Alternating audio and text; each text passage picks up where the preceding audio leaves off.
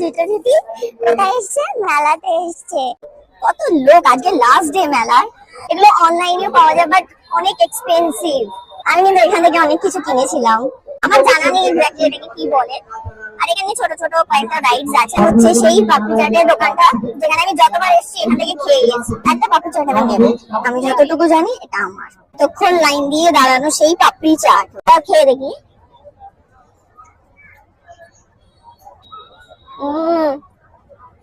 চাটনিটা বেশি করে দিলে না আমার দারুণ লাগে খেতে। লাইভ কাউন্টার, এখানে আমি সেদিন প্রাইস জিজ্ঞেস করেছিলাম ভাজাপুরি বা পিস 25, এন্ড আজকে যেটা জানতে পারলাম সেটা হচ্ছে পাটি সাপটা কত 40 বা পিস 40। বাট এত এক্সপেন্সিভ যে আমার আর টেস্ট করার ইচ্ছেও নেই, তার থেকে বাড়িতে বানিয়ে খাওয়া অনেক বেটার। সেই ক্লিপের দোকানটা খুঁজছি যেখান থেকে আমি এর আগের দিন পারচেজ করেছিলাম, বাট আজকে এখনো আমি খুঁজে পাইনি সেই দোকানটা। মেবি উঠে গেছে, জানি না। ওদের কালেকশন খুব ভালো ছিল, বাট আমি খুঁজে পাচ্ছি না সামহাউ। এট লাস্ট আমি ওটা পেয়েছি।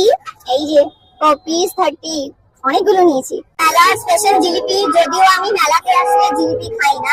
আমি আরেকটা জিনিস দেখাই, সেটা হচ্ছে খাদিগারের খেতে আমার বিরাট ভালো লাগে। তো বেরোনোর সময় আমি এটা দেখতে পেয়েছি।